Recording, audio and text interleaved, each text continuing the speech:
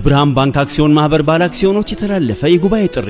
የብርሃን ባንክ አክሲዮን ማህበር ባለ አክሲዮኖች 16ኛ መደበኛ ጠቅላላ ጉባኤ ማክሰኞ ጥቅምት 18 2018 ዓ.ም ከጠዋቱ 2 ሰዓት ጀምሮ በሚሊኒየም አዳራሽ ይካሄዳል። የጉባኤው አጀንዳና ዝርዝር መረጃ መስከረም 18 እና ጥቅምት 5 ቀን 2018 ዓ.ም በታተመው የሪፖርተርና አዲስ ዘመን ጋዜጣ ላይ ይገኛል። ስለሆነም የባንኩ ባለ አክሲዮኖች በሙሉ በተጠቀሰው ቀንና ቦታ ማንነታችሁን የሚገልጽ መታወቂያ ወይም ፓስፖርት ወይም መንጃ ፍቃድ ዋናውንና ፎቶኮፒ በመያዝ እንድትገኙ ጥሪ ያቀርብን። መገኘት የማይችሉ ባለ አክሲዮኖች ጉባኤው ከሚካሄድበት ቀን ቀደም ብለው ቦሌ ድልድይ ፊት ለፊት በሚገኘው የባንኩ ዋና መስሪያ ቤት የአክሲዮን አስተዳደር ክፍል በመሄድ ተወካይ በመወከል ወይም በስብሰባው ለመገኘትና ድምጽ ለመስጠት የሚያስችል ህጋዊ ውክልና ያለው ተወካይ ማስረጃውን በመያዝ በጉባኤው ላይ መሳተፍ ይችላሉ። የብርሃን ባንክ አክሲዮን ማህበር የዳይሬክተሮች ቦርድ።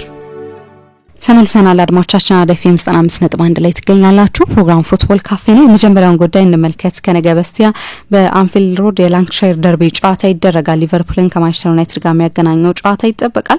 ለሊቨርፑል ከኢንተርናሽናል ብሬክ በፊት የነበሩት ሳምንታቶች ጥሩ አልነበሩም። በተከታታይ ጨዋታዎች ላይ ነጥብ የጣሉበት የተሸነፉበት ነበር፣ ከሻምፒዮንስ ሊግ ጨዋታ እስከ ፕሪሚየር ሊግ ጨዋታዎች ድረስ። ስለዚህ ለሊቨርፑል ጥሩ ነበር ማለት አይቻልም። በዩናይትድ በኩል ሰንደርላንድን ያሸነፉበት ጨዋታ ነው የመጨረሻ ጨዋታቸው። እንግዲህ ግን በአሞሪም ቡድን ውስጥ ደግሞ የተወሰኑ የተሻሻሉ ያሉ ነገሮች አሉ በቁጥራዊ መረጃዎች ሊገለጹ የሚችሉና እናንሳቸው። እስኪ ይሄንን ጉዳይ ከሊቨርፑል እንጀምር።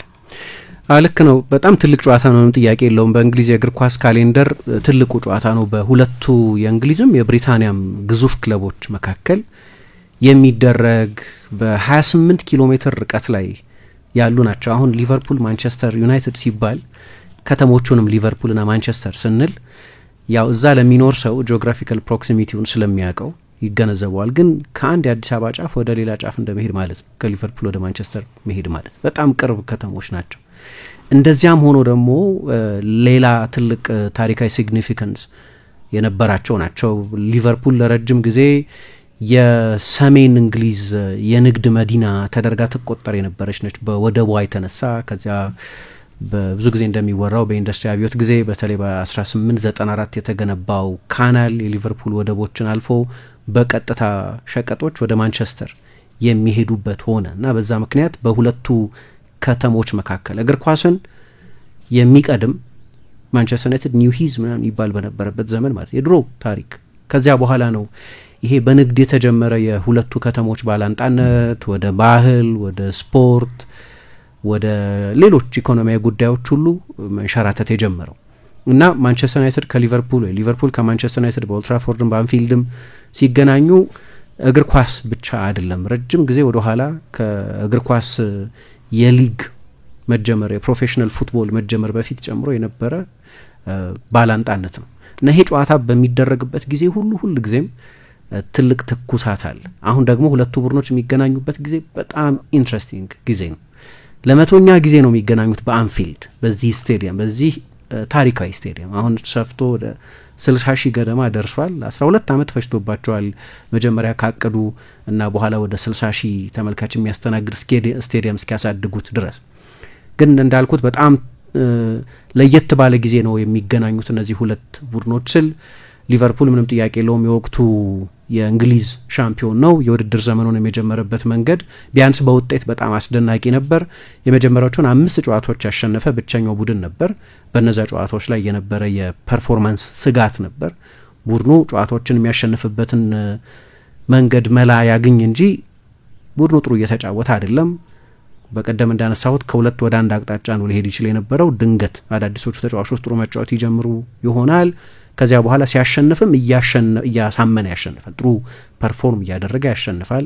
ካልሆነ ግን ይሄ በመጨረሻ ደቂቃዎች ጎል እያስቆጠሩ ማሸነፍ ሰስቴነብል አይደለም። ሁሉንም ጨዋታ በመጨረሻ ደቂቃ ጎሎች በድራማዊ ሁኔታ እያሸነፍሽ መቀጠል አትችይም እና ምናልባት የሆነ ቦታ ላይ ይሄ የሊቨርፑል ጉዞ ይቆም ይሆናል። ከሁለቱ አንዱ ነው ሊሆን ይችል የነበረው፣ ሁለተኛው ሆኗል ለጊዜው እና 3 ተከታታይ ጨዋታ ተሸንፏል። አሰልጣኝ አርነ ስሎት የሊቨርፑል አሰልጣኝ ከሆኑ በኋላ 3 ተከታታይ ጨዋታዎችን አልተረታም። ለመጀመሪያ ጊዜ ነው የተሸነፈው። እንዲህ አይነት ሚኒ ክራይሲስ አጋጥሟቸው አያውቅም። ያው የጋላታሳራይ ጨዋታ በሁለቱ የለንደን ሽንፈቶቻቸው መካከል ስለነበር በክሪስታል ፓላስና በቼልሲ ተረተው ስለነበር 4 ጨዋታ ከተሸነፉ ግን ሚኒ ክራይሲስ ሳይሆን ሜጀር ክራይሲስ ይሆናል። ትልቅ ቀውስ ነው የሚሆነው። 2 ነጥብ ብቻ ነው ከአርሰናል የሚያንሱት። በፐርፎርማንስ ካየነው ከ2 ነጥብ በላይ መሆን ነበረበት። እንዲያውም ሊቨርፑል ጥሩ እየተጫወተ አልነበረም እነዛን ጨዋታዎች ሲያሸንፍ የነበረው። አሁን የኦፕታ አንድ ኤክስፔክትድ ፖይንትስ የሚለው ሜትሪክ አለ። አንድ ቡድን ከፈጠራቸው የጎል እድሎች የተጋጣሚ ቡድን ከፈጠራቸው የጎል እድሎች በመነሳት በዛ ጨዋታ ስንት ነጥብ በአማካይ ማግኘት አለበት በሚል የሚሰላ ነው እና በዛ 6ኛ ነው ሊቨርፑል ለምሳሌ። እና በፐርፎርማንስ ጥሩ አልነበረም። 4ኛ ተከታታይ ከሆነ ሽንፈቱ እና ሽንፈቱ በማንቸስተር ዩናይትድ በአንፊልድ ከሆነ ግን አንዳንድ ጥያቄዎች መነሳታቸው አይቀርም። ስለዚህ ለሊቨርፑል በጣም ቁልፍ ጨዋታ ነው። ምክንያቱም ትልልቅ ቡድኖች እና ትልልቅ አሰልጣኞች ሽንፈት ይመጣል። እግር ኳስ ውስጥ ያለ ነገር ነው። የትኛውም ቡድን ሽንፈት ሳይነካው የውድድር ዘመን አይጨርስም። ቢዘገይም ቢፈጥንም የሆነ ነጥብ ላይ ሽንፈት ይመጣል። ግን ያንን የሽንፈት ጉዞ የሚያቆሙበት ፍጥነት በጣም ወሳኝ ነው። ለአርነ ስሎት ይሄኛው ክራይሲስ ከርብ ማድረጊያ፣ ያንን የቀውስ ጊዜ ማቆሚያ በጣም አስፈላጊ ጨዋታ ነው።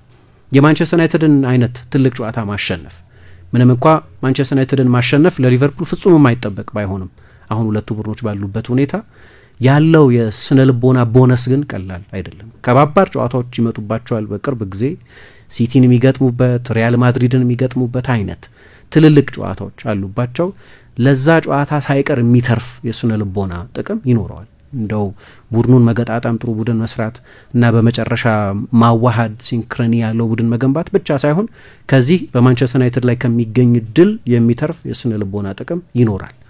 የቡድኑን ሞራል በአንድ ጊዜ ከፍ ሊያደርግ የሚችል የማንቸስተር ዩናይትድ የውድድር ዘመን ጅማሬ የወጥነት የጎደለው ነው። ቢያንስ በውጤት ኢንኮንሲስተንሲ ያለበት ነው። አንዳንድ በጣም ጥሩ የተጫወቱባቸው ጨዋታዎች አሉ። የአርሰናሉን ጨዋታ ጨምሮ የባለፈው የሰንደርላንድ ጨዋታን በአብዛኛው ጨዋታውን ኮንትሮል ያደረጉበት ነው። አንዳንዶቹ ደግሞ በጨዋታ መሀል እንደ ጨዋታ በጣም የተዋጣለት 90 ደቂቃ ነበር ባንልም ግን ጥሩ የጀመሩባቸው፣ ለምሳሌ የፉልሃም አይነት ጨዋታዎች ጥሩ የጀመሩባቸው ግን ያንን ለ90 ደቂቃ ሜንቴን ማድረግ ያቃታቸው አይነት ጨዋታዎች አሉ። በውጤትም ማንቸስተር ዩናይትድ ኢንኮንሲስተንት ነው። ግን የውጤት ጉዳይ ካነሳን የማንቸስተር ዩናይትድ ከሜዳ ውጭ ያለ ሪከርድ በተለይ ያው ባለፉት 3-4 ዓመታት የተበላሹ ሪከርዶች ይጻፉ ነበር። ማንቸስተር ዩናይትድ ከ19 እንደዚህ በኋላ መጥፎ ጉዞ፣ ከ19 እንደዚህ በኋላ የጨረሰበት አነስተኛው የደረጃ ሰንጠረዥ ስፍራ፣ ከእንደዚህ ዘመን በኋላ ብዙ ጎል የተቆጠረበት፣ ከእንደዚህ ዘመን በኋላ ጥቂት ጎል ያስቆጠረበት ምናምን እያልን ስለ ሪከርዶች ያላነሳንበት ጊዜ የለም። ብዙዎቹ ሪከርዶች ደግሞ አሉታዊ ናቸው። አንደኛው መጥፎ ሪከርድ ካለፈው ማርች ወዲህ ማንቸስተር ዩናይትድ ከሜዳ ውጪ ጨዋታ አላሸነፈም። ካለፈው መጋቢት ወዲህ ከሜዳ ውጪ በተደረገ ፕሪሚየር ሊግ ጨዋታ አላሸነፈም። ይሄ ደግሞ ፕሪሚየር ሊግ ከተባለበት ፈርስት ዲቪዥን የሚለው ስም ቀርቶ የፎርማት ለውጥ ተደርጎ ፕሪሚየር ሊግ ከተባለበት ጊዜ ጀምሮ ማንቸስተር ዩናይትድ ለእንደዚህ ያህል የጊዜ ርቀት ለወራት ከሜዳ ውጪ ጨዋታ ሳያሸንፍ ተጉዞ አይቀርም አልቆየም እና በአንፊልድ ይህንን ጉዞ መግታት ከቻሉ ቅድም ስለ ሊቨርፑል እንዳነሳሁት አይነት በጣም ትልቅ የሞራል ቡስት መሆን የሚችል የማንቸስተር ዩናይትድን ሲዝን ምናልባት አቅጣጫ ሊቀይር የሚችል ሊሆን ይችላል። የእንደዚህ አይነት ድሎች ሲግኒፊካንስ አንድ ጨዋታ ማሸነፍ 3 ነጥብ ማግኘት ምናምን ብቻ አድርጎ ማየት ትክክል አይደለም። በሁለቱ ቡድኖች መካከል በሁለቱ ክለቦች መካከል ያለውን ባድ ብለድ መገንዘብ ያስፈልጋል። በጣም መራር የሆነ ባላንጣነት ነው ያለው። ዩናይትድ ለ11 ዓመት በአንፊልድ አላሸነፈም። ሉዊ ቫን ሃል የማንቸስተር ዩናይትድ አሰልጣኝ በነበሩበት ጊዜ ነው ለመጨረሻ ጊዜ ዌይን ሩኒ ባስቆጠረው ጎል ዩናይትድ በአንፊልድ ሊቨርፑልን ያሸነፈው። ወደ ሊቨርፑል ሜዳ ሄዶ ካሸነፈ ረጅም ጊዜ ሆኖታል። አንዳንድ አስደንጋጭ ሽንፈቶችም ነበሩባቸው። 7-0፣ 4-0፣ 2-0 እንደዚህ አይነት በጣም ድራማቲክ የሆኑ ሽንፈቶችም ገጥሟቸዋል በቅርብ ጊዜ። አንፊልድ በቅርብ ዓመታት ለማንቸስተር ዩናይትድ በጣም አስቸጋሪ ስፍራ ነው። ግን እንዳልኩት ሁለት የእንግሊዝ ግዙፍ ክለቦች የሚያደርጉት ጨዋታ ስለሆነና በእንግሊዝ የፕሪሚየር ሊግ ካሌንደር እንደው ሁሌ የሚገርመኝ ነገር ማንቸስተር ዩናይትድና ሊቨርፑልን በተመለከተ በጋራ 40 በጋራ 9 ቻምፒየንስ ሊግ ያሸነፉ ናቸው ሁለቱ እና ሁለቱ ቡድኖች በተመሳሳይ ጊዜ ለዋንጫ ተፎካክረው አይቻላቅም። እሱ በጣም ያስገርመኛል። ለምሳሌ የስፔን ትልልቆቹ ቡድኖች ሪያል ማድሪድና ባርሰሎና ናቸው። በጣሊያን ትልልቆቹ ዩቬ፣ ኤሲ ሚላን፣ ኢንተር ሚላን ናቸው። ብዙ ጊዜ እነዚህ ቡድኖች ለዋንጫ እርስ በርስ ሲፎካከሩ ታያለሽ። አላስታውስም ማንቸስተር ዩናይትድና ሊቨርፑል በሆነ ሲዝን ለዋንጫ አንገት ለአንገት የተናነቁበት በእኛ ዘመን ቢያንስ አልነበርም። አላስታውስም እንደው የዋንጫ ፉክክር አይነት መልክ ከነበረው እሱም የሶስትዮሽ ነው የነበረው 2001 2002 የውድድር ዘመን ላይ አርሰናል ሻምፒዮን የነበረበት ሊቨርፑል ሁለተኛ ሆኖ ጨረሰ። በ3 ነጥብ አንሶ ማንቸስተር ዩናይትድ ሶስተኛ ሆኖ ጨረሰ። ምናልባት ግን ሪሞት የምር የዋንጫ ፉክክር አልነበረም። አርሰናል ሰፋ ያለ ርቀት ስለነበረው የ7 ነጥብ ርቀትም ስለነበረው ሁለተኛው የውድድር ዘመን አጋማሽ ላይ ሁሉንም ጨዋታዎች ስላሸነፈ ሲዝኑን በሙሉ ከሜዳ ውጭ አንድም ጨዋታ ስላልተሸነፈ በጣም ዶሚናንት ቡድን ስለነበር ግን አላስታውስም ማንቸስተር ዩናይትድ እና ሊቨርፑል በጋራ 40 የሊግ ታይትሎች ያሸነፉ ሁለት ቡድኖች ለዋንጫ ሲፎካከሩ አይቻላል። የሆነ ቡድን ጥሩ በሚሆንበት ጊዜ አንደኛው ከሁለቱ አንደኛው መጥፎ ጊዜ ያሳልፋል። እሱ ይገርማል በጣም። በታሪክም ስታይ ሊቨርፑል 1970ዎቹና 1980ዎቹ ላይ የሊቨርፑል ወርቃማ ዘመን ነበር። ተፎካካሪው ከነበረ የሆነ ጊዜ ቪላ የሆነ ጊዜ ፎረስት በመሃል አርሰናል 72 ግን ሌላ ጊዜ ደግሞ በአብዛኛው የመርሲሳይድ ቡድኖች ናቸው ለዋንጫ ይፎካከሩ የነበሩት። አልፎ አልፎ ኤቨርተን ጣልቃ ይገባ ነበር። እንደዚህ ካልሆነ በስተቀር እነዛ ሁለት 10 ዓመታት ከ1970ዎቹና 1980ዎቹ የሊቨርፑል ወርቃማ ዘመናት የነበሩ ናቸው። ብዙዎቹን የሊግ ክብሮች ብዙዎቹን የአውሮፓ ድሎች ያሳኩባቸው የሊቨርፑል የምን ጊዜም ህያዋን የሚባሉ ተጫዋቾች የተጫወቱባቸው ትልልቆቹ አሰልጣኞች ያሰለጠኑባቸው ሻንክሌ፣ ፔስሊ፣ ፋጋን አይነት ሰዎች የነበሩበት ሌጀንዶቹም ራሽም፣ ኪገንም፣ ሱነስም፣ ኬኔዲም፣ ሎረንስም ሁሉም የነበሩባቸው ዘመኖች ናቸው እነዛ ወይም ሌሎችም ትልልቅ ተጫዋቾች። የማንቸስተር ዩናይትድ መጥፎ ዓመታት ነበሩ እነዛ ደግሞ አሌክስ ፈርጉሰን እስኪመጡ ድረስ ለ26 ዓመት ማንቸስተር ዩናይትድ የፕሪሚየር ሊግ ወይም ፕሪሚየር ሊግ አይባልም ነበር ፈርስት ዲቪዥን የሚባለው ዋንጫ ሳይወስድ የኖረበት ጊዜ ነው። የሊቨርፑል ወርቃማ ዘመን ከማንቸስተር ዩናይትድ በጣም የከፋው ዘመን ጋር ኮይንሳይድ ያደረገ ነው። በዛ ዘመን ውስጥ ማንቸስተር ዩናይትድ ወርዶ ሁሉ ያውቃል ከሊጉ። በማንቸስተር ዩናይትድ ወርቃማ ዘመን ደግሞ 1990ዎቹና 2000ዎቹ የማንቸስተር ዩናይትድ ወርቃማ ዘመን የሚባሉት ከ20ዎቹ የሊግ ድሎቻቸው 13ቱን በነዛ ሁለት 10 ዓመታት ውስጥ ነው ያሳኩት።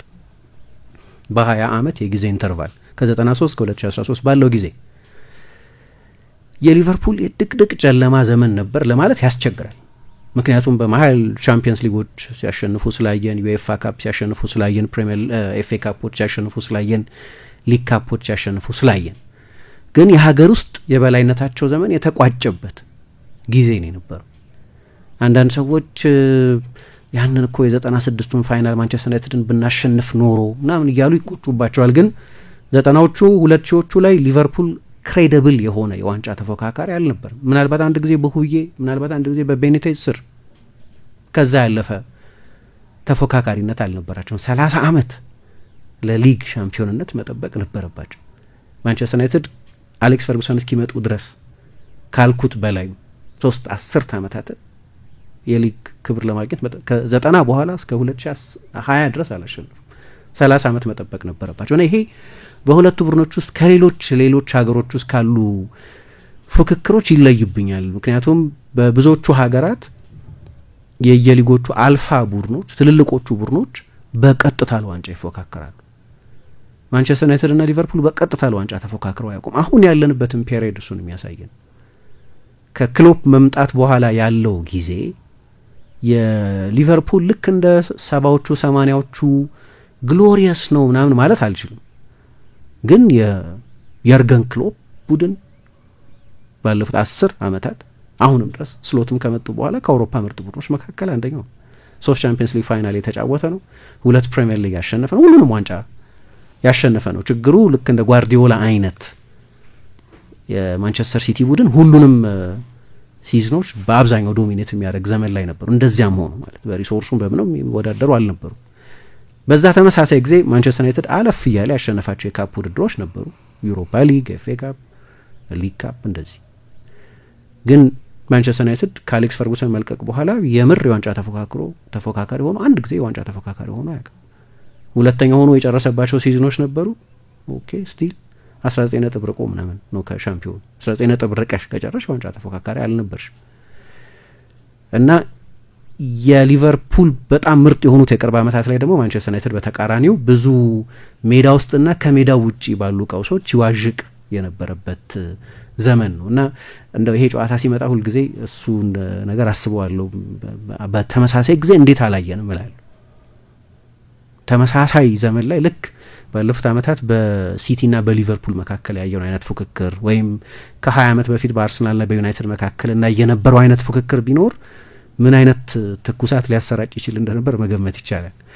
ግን ወደዚህኛው ጨዋታ ስንመጣ እሁድ የሚደረገው ጨዋታ ላይ ስንመጣ ለእኔ ሊቨርፑል ይሄ ኢንተርናሽናል ብሬክ በጣም ያስፈልገው ነበር እላለሁ።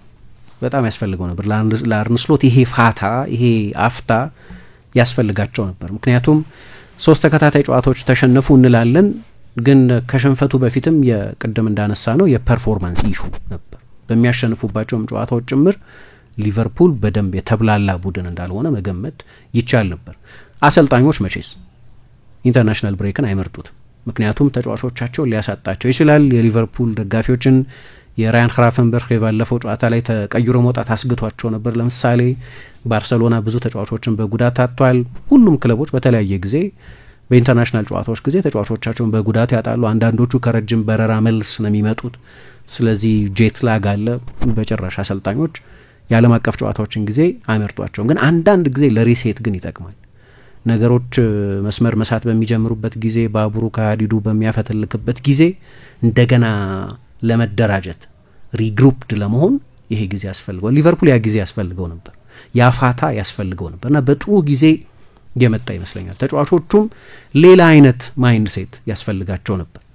አሁን አብዛኞቹ ተጫዋቾች የሊቨርፑል ተጫዋቾች ከብሔራዊ ቡድኖቻቸው ጋር ምናልባት ከአሌክሳንደር ኢሳቅ በስተቀር፣ ምክንያቱም የስዊድን ብሔራዊ ቡድን ሁለቱንም ጨዋታዎች ተሸንፏል፣ በስዊትዘርላንድ እና በኮሶቮ መሰለኝ።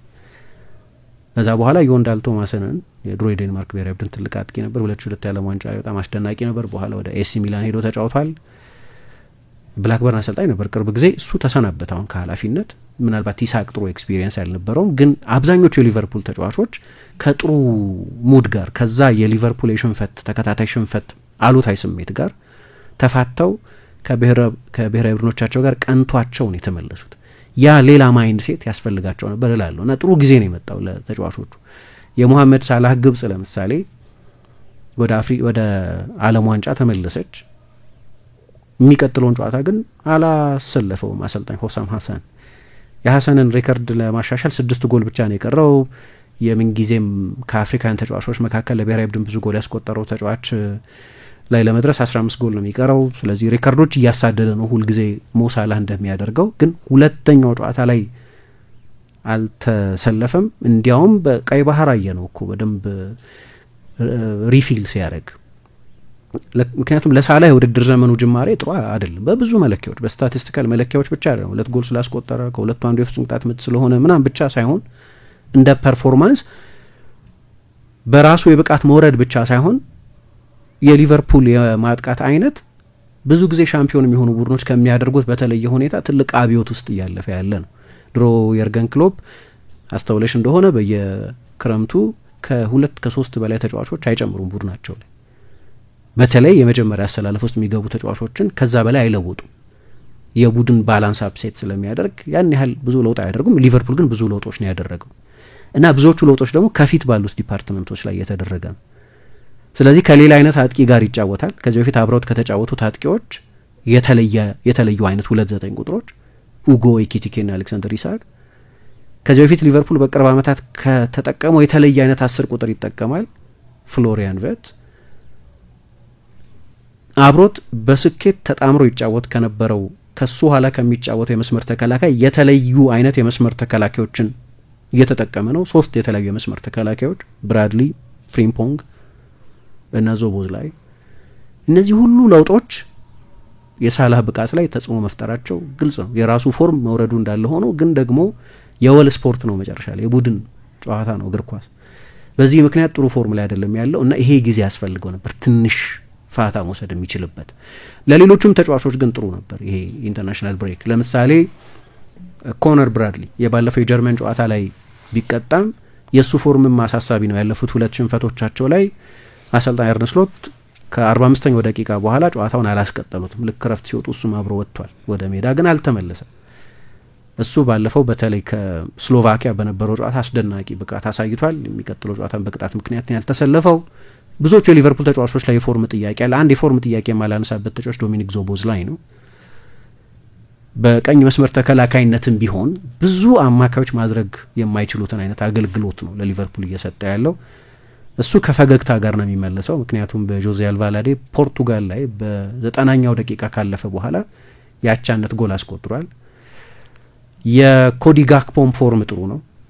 እሱም አሁን ካሉት የሊቨርፑል ተጫዋቾች ምናልባት ደህና ፐርፎርም እያደረገ ያለው ከኤኪቲኬ ቀጥሎ እሱ ሊሆን ይችላል። ግን አምና በነበረው ብቃት ላይ ያለ አይመስለኝም። እሱም ቢሆን ግን ለሆላንድ ብሔራዊ ቡድን ሁለቱ የፍጹም ቅጣት ምት ጎሎች ቢሆኑም 3 ጎሎች አስቆጥሯል። አንደኛው በጣም አስደናቂ ጎል ነው፣ ከሳጥን ውጭ የተቆጠረ ጎል ነበር። አንድ አሲስት፣ በሁለት ጨዋታ 4 የጎል ኮንትሪቢዩሽን ኖሮት ነው እየተመለሰ ያለው።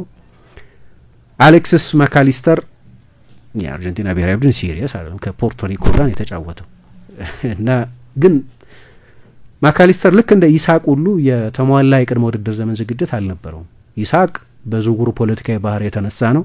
አሌክሲስ ማካሊስተር በፊትነስ ችግር ምክንያት ነው።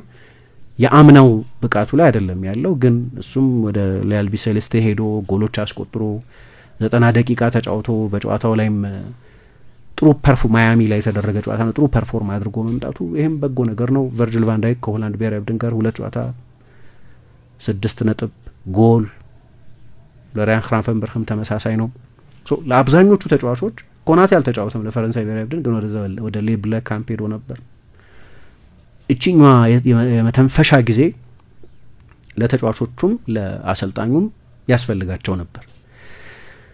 ጥሩ ጊዜ ላይ እየመጣ ይመስለኛል። ኖርማሊ ኢንተርናሽናል ብሬክን እንኳን መጣልኝ ምትዩ ባይሆንም ለአሰልጣኝ አርነ ስሎትም ግን በጣም አስፈላጊ ጊዜ ነው። ይሄ ለአሰልጣኙ በጣም አስፈላጊ ጊዜ ነው። ምክንያቱም አሰልጣኙ እንግዲህ ቡድናቸው ብዙ ለውጥ እያደረገ ነው።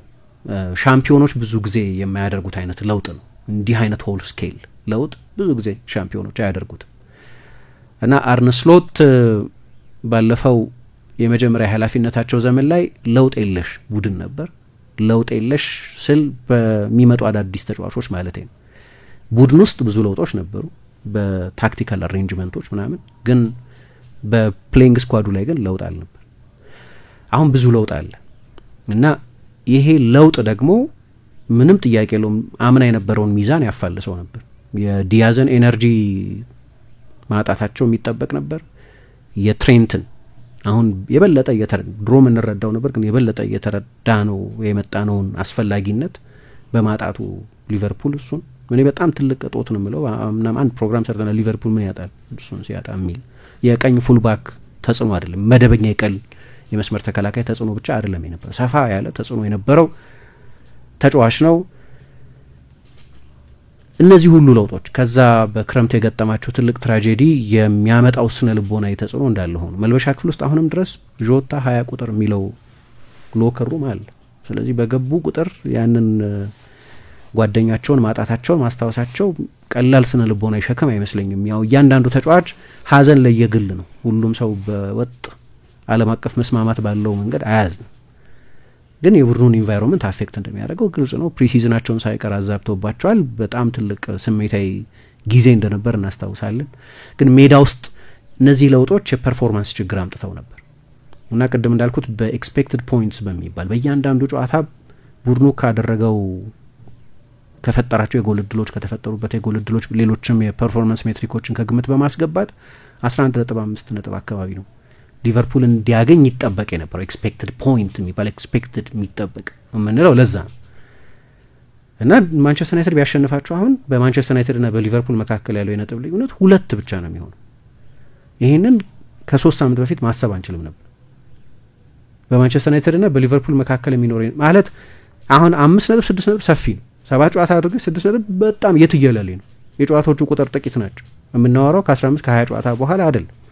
ትንሽ አይደለም የነጥብ ልዩነቱ። አሁን ያለው የነጥብ ልዩነት 5 የነጥብ ልዩነት በጭራሽ ትንሽ አይደለም። ግን ደግሞ ዩናይትድ አካባቢ ከነበረው አሉታዊ ስሜት አንጻርና ሊቨርፑል 5ቱንም ጨዋታዎች ከመጀመሩ አንጻር ደግሞ ነገሩን ካየነው ማይጠበቅ ነበር ከጥቂት ሳምንታት በፊት። ስለዚህ ዩናይትድ ካሸነፈ ድንገት ከሊቨርፑል በሁለት ነጥብ ብቻ አንሶ ይቀመጣል ማለት ነው። ግን ከዛም ሊያንስ ይችል ነበር። ምክንያቱም ማንቸስተር ዩናይትድ አንደር ፐርፎርም ነው ያደረገው ሊያገኝ ከሚገባው ነጥብ አንጻር። በአርሰናል ጨዋታ ላይ ነጥብ ማግኘት ነበረበት። በሁለት የፍጹም ቅጣት ምቶች ተዋል። በነዚያ ሁለት የፍጹም ቅጣት ምት በሳቱባቸው ጨዋታዎች አላሸነፉም። ምን ሊያደርጉ ይችሉ ነበር? እነዚያ ሁለት የፍጹም ቅጣት ምት ጎሎች ቢቆጠሩ ኖሮ ማን ያውቃል? እንደዚህ እና ከፈጠሯቸው የጎል እድሎች ጥራት አንጻር ያነሰ ጎል ነው ያስቆጠረው። እንዲሁም ማንቸስተር ዩናይትድ በፐርፎርማንስ ዳይናሚክስ ካየ ነው እንዲያውም የበለጠ ኮንቪንሲንግ ነው ዩናይትድ ከሊቨርፑልም በላይ። ይሄ ውጤቱን እንተውን፣ ሌሎች አድቫንስድ ሜትሪክ ቢግ ዴታ ምናምን እንጠቀምን። አሁን ችግሮች አሉ ሊቨርፑል ቤት ውስጥ አሰልጣኙ ሊያርቋቸው የሚገቡ ምናልባት ይሄ ጊዜ የሚጠቅማቸው ተጫዋቾቻቸውን እንዳላገኙ አውቃለሁ፣ ግን ቢያንስ ኮምፒውተራቸው ላይ ድሮን ፉቴጆቻቸው ላይ አናሊሲሳቸው ላይ ምናምን ብዙ ነገር ማስተካከል ይችሉ ይሆናል። አንዳንድ ጊዜ ኢንተርናሽናል ጨዋታዎች ላይ ላሉ ተጫዋቾችም ክሊፕ ይላካል፣ ኢንዲቪጁዋል ክሊፖች ይላካሉ። ስለዚህ በዛ የሚያርሟቸው ነገሮች ይኖራሉ። አሁን ፍሎሪያን ቪርትዝ ነው 10 ቁጥር ሆኖ የውድድር ዘመኑን የጀመረው። ምንም እንኳን ባለፈው ጨዋታ ላይ የመጀመሪያውን አጋማሽ ቤንች ቢሆንም እንደ ዞቦዝላይ አይነት በፕሬሲንግ በጣም ጥሩ ተጫዋች ቢሆንም ግን ወደ እንግሊዝ ከመጣ በኋላ ያንን እየደገመ አይደለም። የሱን የሊቨርፑልን ፈርስት ላይን ኦፍ ፕሬሸር ካለፈ የባላጋራ ቡድን ከዚያ በኋላ ከባድ አይደለም። የመሀል ሜዳውን ካለፉ የሊቨርፑል ባክፎር ሁለት በአንድ ላንድ መከላከል እየተቸገሩ ያሉ የመስመር ተከላካዮች፣ በጣም አስደንጋጭ የፎርም ችግር ያለበት የመሀል ተከላካይ አላቸው። ስለዚህ ሊቨርፑል በቀላሉ ትልልቅ የጎል እድሎች የሚፈጠሩበት ነው። ግን ቅድም አዳዲስ ተጫዋቾች መጡ እና አዳዲሶቹን ተጫዋቾች ማዋሃድ ጊዜ ይፈልጋል ስንል የመጡት ተጫዋቾች ሊቨርፑል በአብዛኛው በትራንዚሽን የሚጫወት ቡድንም ቢሆን መቼስ እንደ አብዛኞቹ ኤሊት ቡድኖች የፖሴሽን ቡድን አርነ ስሎት ከመጡ በኋላ እንዲያውም የበለጠ የፖሴሽን ቡድን አድርገውታል፣ የበለጠ የቁጥጥር ቡድን አድርገውታል። የመጡት እነዚህ ተጫዋቾች የበለጠ የሽግግር ቡድን ከሆኑት ከኒውካስል ኢሳቅ፣ ከቦርንመዝ ኪርኬዝ፣ ከፍራንክፉርት ኤኪቲኬ እና ከሌቨርኩዘን ፍሪምፖንግ እና ፍሎሪያን ቪርትዝ ነው የመጡት። በአብዛኛው እነዚህ ትራንዚሽን ቤዝድ ቡድኖች ናቸው። ሊቨርፑል ትራንዚሽን በጣም ወሳኝ የማጥቃት መሳሪያው እንደሆነ አውቃለሁ። ነገር ግን አሁን ከጠቀስኳቸው ቡድኖች በሙሉ ግን የፖሴሽን ቡድን የበለጠ የኮንትሮል ቡድን ከሌላ አይነት ኒውካስል 50% ነው ኳስ የሚይዘው የነበረው፣ ሊቨርፑል 60% ነው የሚይዘው። የ10% ፖይንት ልዩነት በጣም ትልቅ። የሊቨርፑልን ጨዋታም በሊቨርፑል ያሉ ተጫዋቾችንም አዳፕት ማድረግ አለባቸው ማለት ነው አሰልጣኙ እና እነዚህን ሁሉ ለውጦች ለማድረግ እና አንዳንድ እርማቶች ለማድረግ ለምሳሌ እኔ ምን አይነት ፎርም ላይ እንዳለ አላቅም፣ ግን ጆ ጎሜዝ መጫወት መጀመር ያለበት ይመስለኛል ከኮናቴ የበለጠ በአንዳንድ ጨዋታዎች ላይ። በተለይ 7ቱንም የፕሪሚየር ሊግ ጨዋታዎች ሚሎሽ ኬርኬዝ ጀምሯል። ምናልባት ሮበርትሰን መጫወት ያለበት ይመስለኛል። ኬርኬዝ ከተጫወተም አንዳንድ ሰዎች እንደሚሉት በተለይ ሊቨርፑል ቢልድ በሚያደርግበት ጊዜ እንደ ልብ ኦቨርላፕ የማድረጉን ነገር ቀነስ አድርጎ ሶስተኛ ሴንተር ሃፍ መሆን አለበት፣ ከኋላ 3 መሆን አለባቸው። ምክንያቱም ኮናቴ ለፎርም እየታገለ ያለ ተጫዋች ስለሆነ እነዚህን አንዳንድ ለውጦች ለማድረግ ግን ይሄ ጊዜ ያስፈልጋቸው ነበር። በየ3 ቀኑ ጨዋታ በምታደርጊበት ጊዜ ከአንድ ጨዋታ ወደ ሌላ ጨዋታ በቂ የዝግጅት ጊዜ ስለሚያሳጣ አርነ ስሎት ይህንን ጊዜ አግኝተዋል። ለሊቨርፑል እንደ ጠቅላላ ግን ያሉ አንዳንድ ህመሞች አሉ። እሳቸው አንድ የታይምስ ጸሐፊ ያንን ጨዋታ ይጠቅሰዋል። 2-2 ያለቀው ጨዋታ ታስታውሻለች? በእኔ እምነት በፐርፎርማንስ የሩበን አሞሪም ቡድን ምርጡ ፐርፎርማንስ ነው፣ በተለይ ከትልቅ ቡድን ጋር። ያ ጨዋታ በሚደረግበት ጊዜ ሊቨርፑል ትልቁ የቻምፒየንስ ሊግ እጩ ነበር፣ ፕሪሚየር ሊጉንም ይመራ ነበር እና ከሜዳ ውጪ በጣም ጥሩ ነው የተጫወቱት።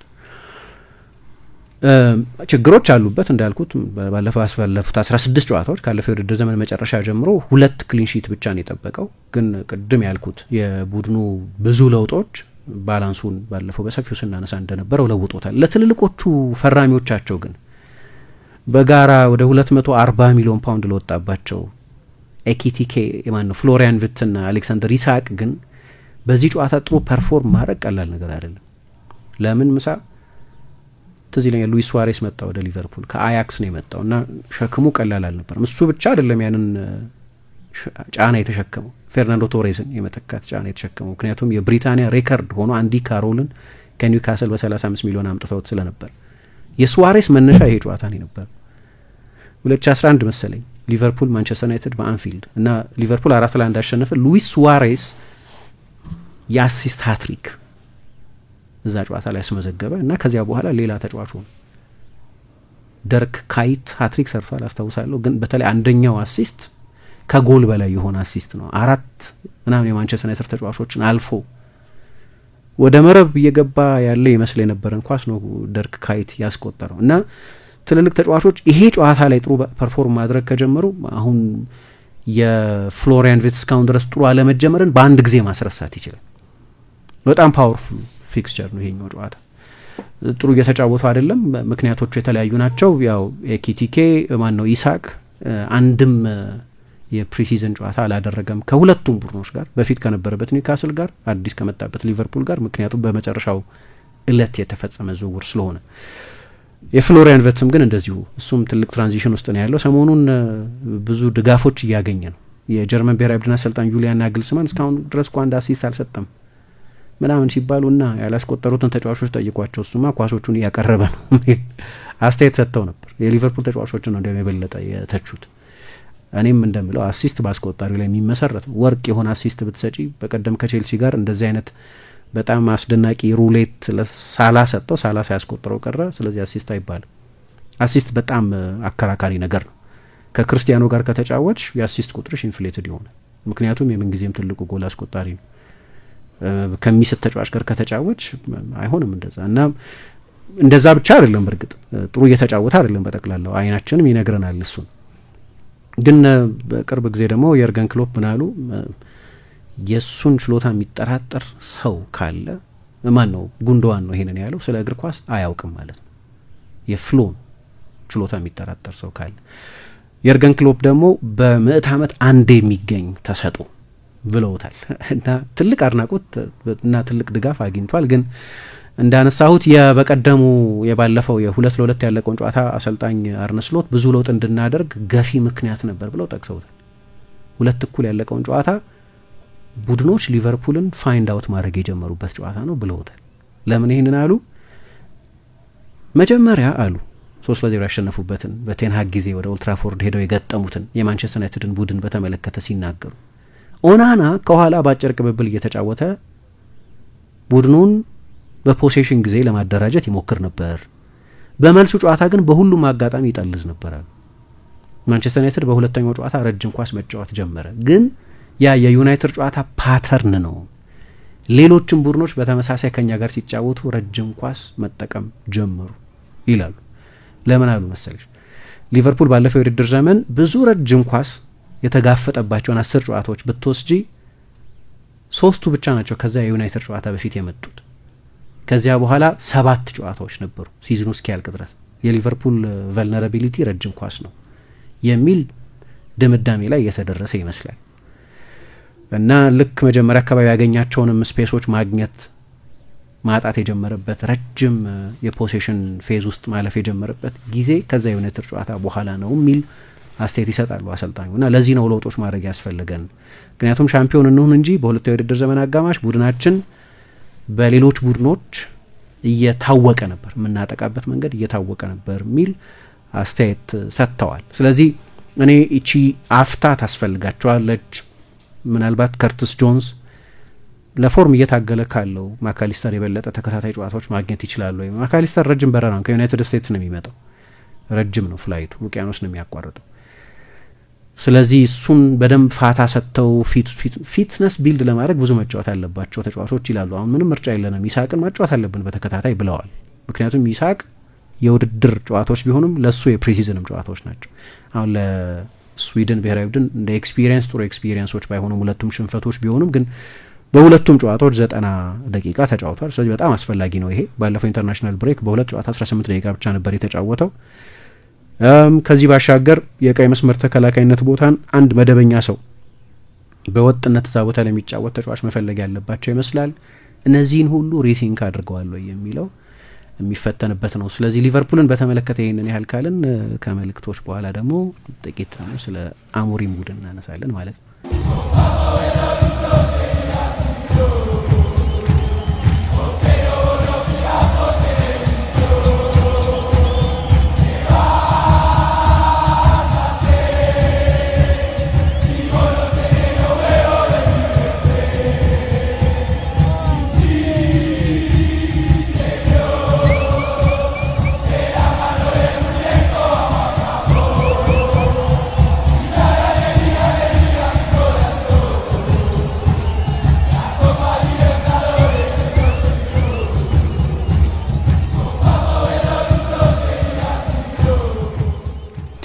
የሊቨርፑልን ጉዳይ ነበር በመጀመሪያው የዚህ ጨዋታ ምዕራፍ ያነሳ ነው። አሁን የማንቸስተር ዩናይትድን ጉዳይ ደግሞ ጥቂት እናንሳ። ያው ዩናይትድ የውድድር ዘመኑን የጀመረበት መንገድ የተደበላለቀ ነው ማለት ይቻላል። አንዳንድ ጥሩ ፐርፎርም ያደረገባቸው ግን ውጤት ያላገኘባቸው ጨዋታዎች ነበሩ። በውጤትም ያን ያህል የሚያመረቃ ጊዜ ነው ለማለት ያስቸግራል። በጠቅላላው ሩበን አሞሪም የማንቸስተር ዩናይትድ አሰልጣኝ ሆኖ ከተሾመበት ጊዜ ጀምሮ ያለው ሬከርድ በእኔ ግምት ማንቸስተር ዩናይትድ ባለፉት ጥቂት ዓመታት በነበረበት ደረጃ ምክንያት በኃላፊነት ቆየ እንጂ በየትኛውም ትልቅ ቡድን በኃላፊነት የሚያቆይ አይደለም።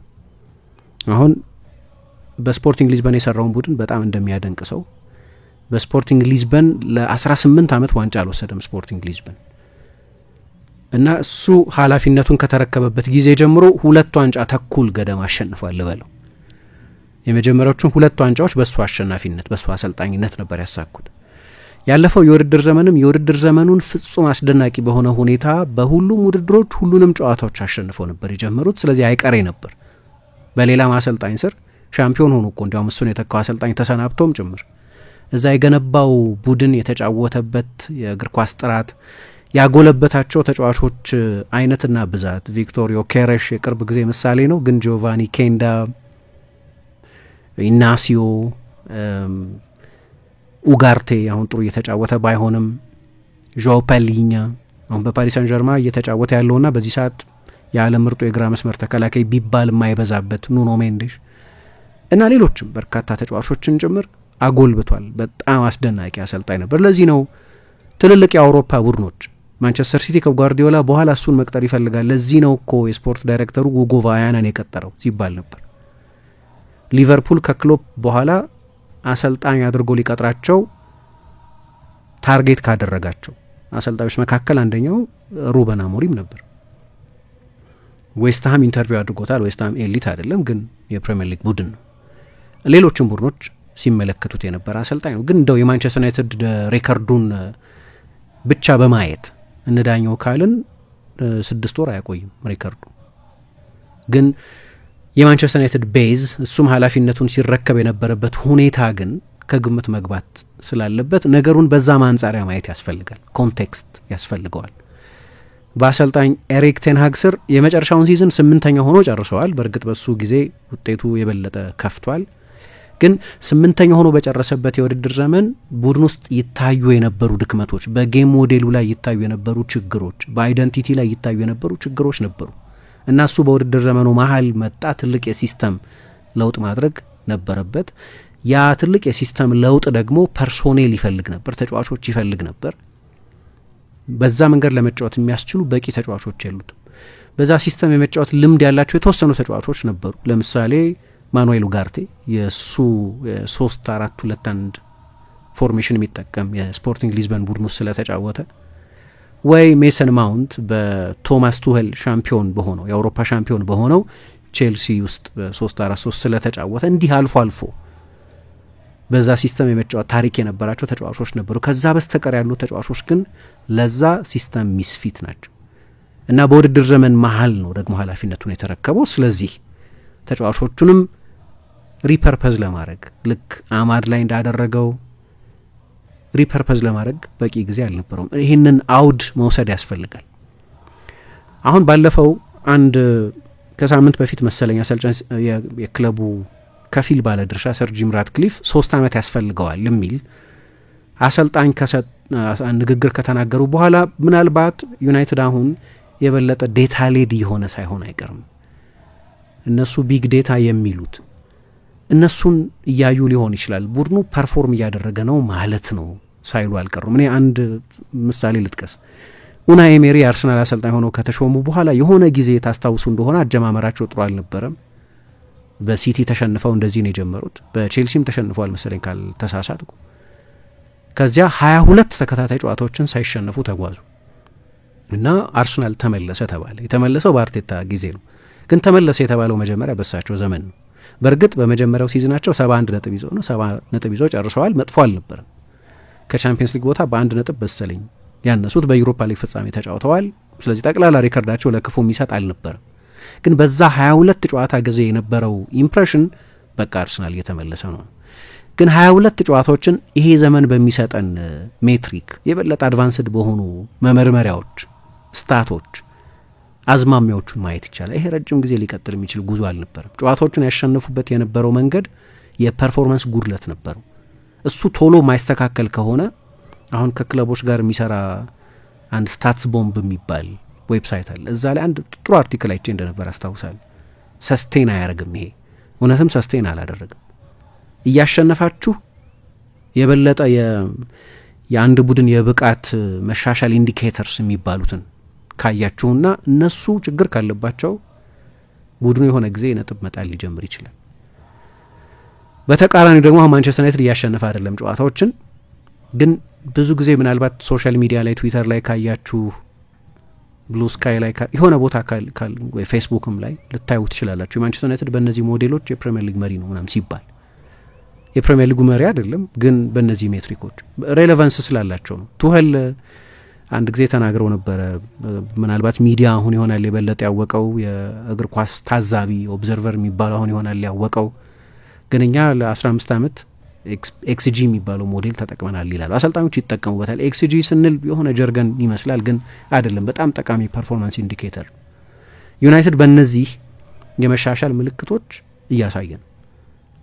ለምሳሌ በቴንሃግ ዘመን የመጨረሻው የውድድር ዘመን ላይም ከዛ በፊት በነበረው 8ኛ ሆኖ በጨረሱበትም አመት ላይ በጣም አሳሳቢ የነበረው ነገር ማንቸስተር ዩናይትድ ላይ የሚደረጉት የሙከራዎች መጠን ነው። አንድ ሐምዛ ካሊክ ሉናት የሚባል የታይም ጸሐፊ በዛ ዘመን ስለነበረው ነገር ሲጽፍ በጠቅላላው አሁን የአሞሪም ሬከርድ በ37 የሊግ ጨዋታዎች 17 ሽንፈቶች እና 10 ድሎች ብቻ፣ አብዛኞቹ ድሎችም ወደ ፕሪሚየር ሊግ አዲስ በመጡ ቡድኖች ላይ የተገኙ ድሎች በዚህ ውድድር ዘመን እንደተገኙት አይነት ማለት ነው። ባለፈው ሰንደርላንድን ከዛ በፊት በርንሌን እንዳሸነፏቸው አይነት ድሎች ቢሆኑም ግን ከኤፕሪል ጀምሮ ያለፈው የውድድር ዘመን ከማብቃቱ ከሁለት ወራት ወዲህ ማንቸስተር ዩናይትድ በአንዳንድ በጣም ቁልፍ በሆኑ የፐርፎርማንስ መለኪያ ሜትሪኮች መሻሻል ጀምረዋል የሚል አስተያየት ይሰጣል።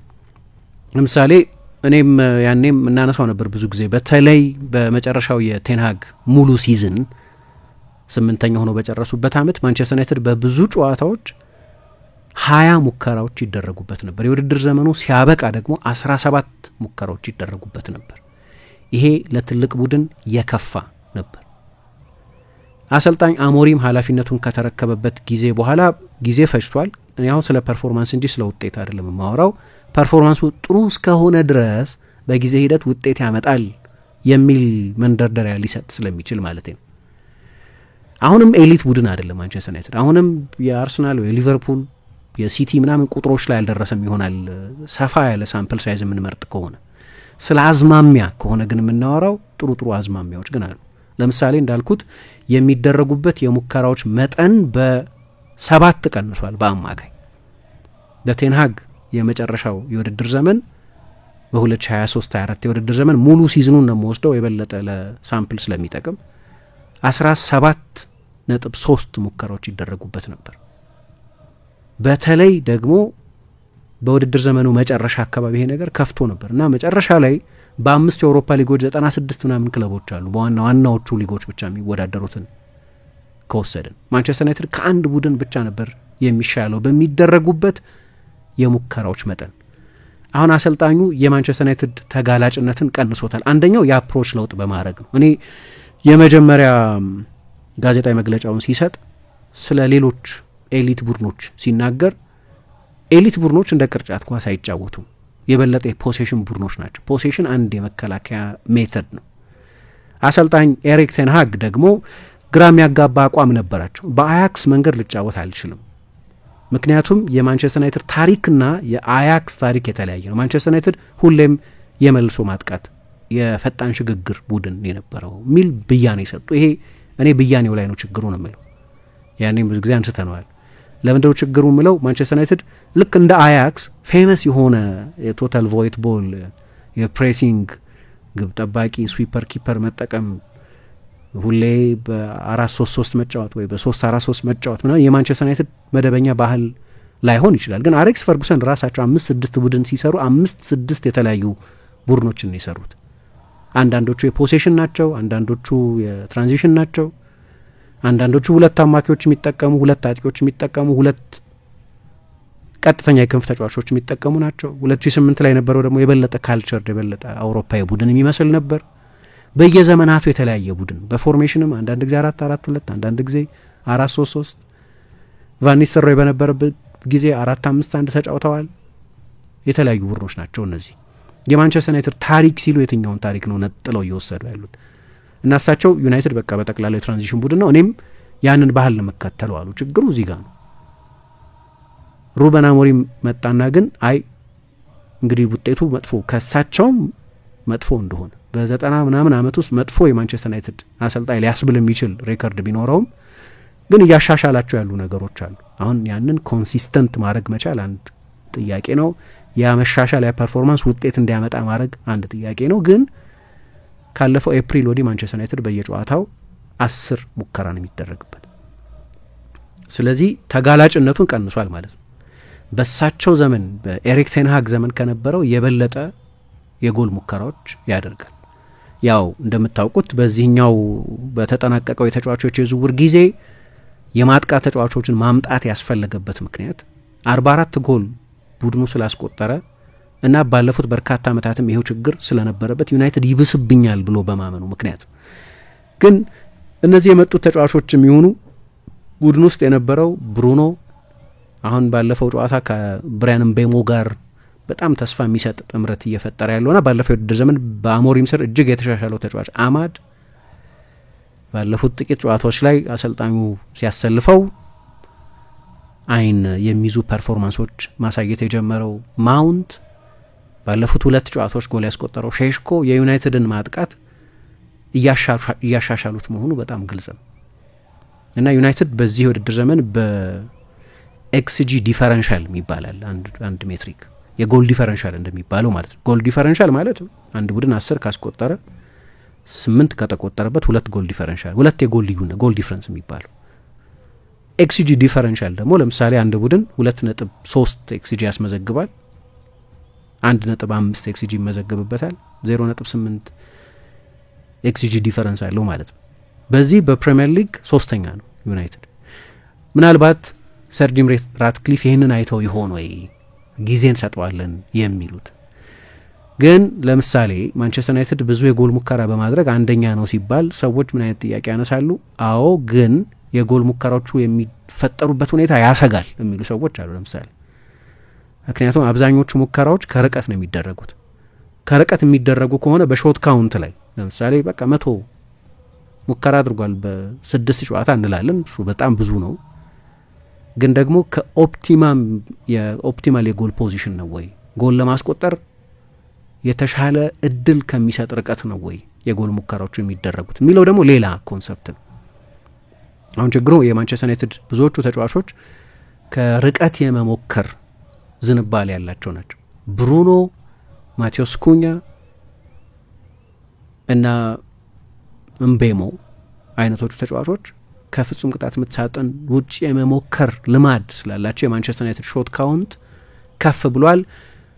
ስለዚህ ብዙ ይሞክራል እንጂ የሙከራዎቹ ጥራት ያን ያህል ከፍተኛ አይደለም የሚል ክርክር ሲቀርብ ትሰማላችሁ። አንዳንዶቹ ጨዋታዎች ላይ ይሄ ችግር ታዩታላችሁ።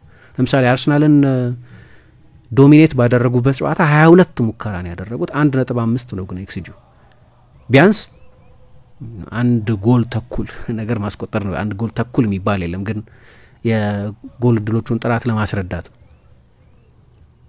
ከ22 ሙከራዎች 1.5 ኤክስጂ ግን ከፍተኛ አይደለም። ብዙ ክሊር ከት ቻንስ አልነበረም ማለት ነው ከተወሰኑ ሙከራዎች በስተቀር።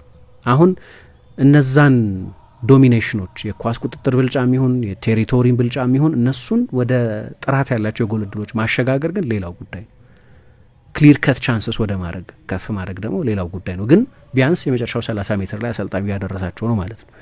የመጨረሻው 30 ሜትር ላይ ቡድኑ ከደረሰ ደግሞ በአብዛኛው የግለሰብ መፍትሄ ይሆናል፣ ኢንዲቪጁዋል ኢምፕሮቫይዜሽን የሚሉት የእያንዳንዱ ተጫዋች ውሳኔ ይሆናል። ይሄንን ማድረግ ጀምሯል ሼሽኮ። 2 ጎሎች አስቆጥሯል። አንደኛው በሽንፈት አንደኛው በድል ነው። በእርግጥ ሰንደርላንድ ላይ የተቆጠረ ጎል ነው፣ ግን የመጀመሪያዎቹ ጨዋታዎች ላይ ስጋቶች ነበሩ። በመጀመሪያዎቹ 6 ጨዋታዎች ጎል አላስቆጠረም። በርግጥ ፕሪሲዝን አልሰራም፣ መጨረሻ አካባቢ የተፈጸመ ዝውውር ነው። የሊግ ለውጥ አድርጓል፣ የጨዋታ ስታይል ለውጥ አድርጓል። እነዛን መገንዘብ ያስፈልግ ነበር። አንዳንዶቹን ጨዋታዎች እየተቀየረ ነበር ይገባ የነበረው። አንዳንዶቹ ጨዋታዎች ልክ ሆይሉንድ የማንቸስተር ዩናይትድ ኮሌክቲቭ የማጥቃት ችግር ሰለባ እንደሆነ እሱም የዛ የማንቸስተር ዩናይትድ የወል ማጥቃት ችግር ሰለባ ነበር። ግን አሁን የባለፈው የሰንደርላንድ ጨዋታ ጎል በማስቆጠሩ ብቻ ሳይሆን በሌሎችም አንድ አጥቂ በሚለካባቸው ሚዛኖች ጥሩ መጫወት ጀምሯል። የበለጠ ሲሳተፍ፣ ሩጫዎቹ የበለጠ ሻርፕ ሲሆኑ፣ ሳጥን ውስጥ ብዙ ተቾች ሲነካ፣ የሊንክ አፕ አጫወቱ የበለጠ የተሞረደ ሲሆን፣ ከብሩኖ ከምቤሞ ከማውንት ከነዚህ ተጫዋቾች ጋር ያለው ሊንክ ሲሻሻል ማየት ይቻል ነበር እንጂ ሰዎች እንደ ሆይሉንድ እንዳይሆን ይሄ ነገር ሆይሉንድም ልክ እንደሱ ብዙ ተስፋ ተጥሎበት የመጣ ወጣት ተጫዋች ስለነበር የሚል አስተያየት ይሰጡ ነበር። ግን አሁን የሆነ መልክ እየያዘ ያለ ይመስላል የማንቸስተር ዩናይትድ ማጥቃት። እምቤሞ በዚህ ውድድር ዘመን ከሁሉም የፕሪሚየር ሊግ ተጫዋቾች በላይ ብዙ የኦፍ ዘ ቦል ሩጫዎች ያደረገ ነው ወደ ክፍት ቦታዎች። አሁን ባለፈው ከቼልሲ ጋር በነበረው ጨዋታ በሱ ሩጫ ምክንያት ነው አይደለም የግብ ጠባቂ ሮበርት ሳንቼዝ በቀይ ወጣው። ባለፈው ከብሬንፎርድ ጋር በነበረው ጨዋታ ደግሞ እንደዚሁ የፍጹም ቅጣት ምት አግኝተው ነበር። ናታን ኮሊንስ በቀይ መውጣት ነበረበት። የሱ ሙቭመንት ነው ያ እንዲሆን ያደረገው። አሁን የማንቸስተር ዩናይትድ ተጫዋቾች ለሱ ሙቭመንት የሚሆኑ ኳሶች የማቀበል ጉዳይ ቀጣዩ ተራ ይሆናል። ግን ሼሽኮም ይሄንን እያደረገ ነው። ስለዚህ በፐርፎርማንስ ኢንዲኬተርስ እንደው ከውጤት ባሻገር ነገሩን ካየ ነው በውጤት ያው ባለፈው ጨዋታ አሸንፏል። የማንቸስተር ዩናይትድ ውጤት መቼስ ጥሩ አይደለም በጠቅላላው እንዳልኩት። ውጤትን ብቻ ከወሰደን አሞሪምን ማክረም ያለበት አይደለም። ግን በፐርፎርማንስ ግን አንዳንድ ቁጥሮችን ካየን ግን መሻሻል አለ። ይሄ መሻሻል በአንፊልድ የበለጠ ውርለት ይፈተናል። እስካሁን ድረስ 2 ተከታታይ ጨዋታዎችን በፕሪሚየር ሊግ አላሸነፈም ማንቸስተር ዩናይትድ። አሁን ካሸነፈ በአንፊልድ ያደርገዋል ማለት ነው። ቅድም እንዳልኩት ስነ ልቦና ይተርፉም ቀላል አይመስለኝም። ለብርሃን ባንክ አክሲዮን ማህበር ባለ አክሲዮኖች የተላለፈ የጉባኤ ጥሪ። የብርሃን ባንክ አክሲዮን ማህበር ባለ አክሲዮኖች 16ኛ መደበኛ ጠቅላላ ጉባኤ ማክሰኞ ጥቅምት 18 2018 ዓ.ም ከጠዋቱ 2 ሰዓት ጀምሮ በሚሊኒየም አዳራሽ ይካሄዳል። የጉባኤው አጀንዳና ዝርዝር መረጃ መስከረም 18 እና ጥቅምት 5 ቀን 2018 ዓ.ም በታተመው የሪፖርተርና አዲስ ዘመን ጋዜጣ ላይ ይገኛል። ስለሆነም የባንኩ ባለ አክሲዮኖች በሙሉ በተጠቀሰው ቀንና ቦታ ማንነታችሁን የሚገልጽ መታወቂያ ወይም ፓስፖርት ወይም መንጃ ፍቃድ ዋናውንና ፎቶኮፒ በመያዝ እንድትገኙ ጥሪ ያቀረብን። መገኘት የማይችሉ ባለ አክሲዮኖች ጉባኤው ከሚካሄድበት ቀን ቀደም ብለው ቦሌ ድልድይ ፊት ለፊት በሚገኘው የባንኩ ዋና መስሪያ ቤት የአክሲዮን አስተዳደር ክፍል በመሄድ ተወካይ በመወከል ወይም በስብሰባው ለመገኘትና ድምጽ ለመስጠት የሚያስችል ህጋዊ ውክልና ያለው ተወካይ ማስረጃውን በመያዝ በጉባኤው ላይ መሳተፍ ይችላሉ። የብርሃን ባንክ አክሲዮን ማህበር የዳይሬክተሮች ቦርድ